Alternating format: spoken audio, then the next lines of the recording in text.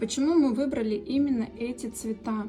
Я считаю, что Crystal, он бесспорно, конечно же, лидер при таких инкрустациях, потому что это самый нейтральный цвет, базовый. Но если все же вы хотите попробовать что-то другое, на базе Crystal попробуйте Crystal Cold и Crystal Light, вот эти два цвета. Здесь тоже напыление, которое дает оттенки совсем другие, новые. Обратите внимание на эти два цвета.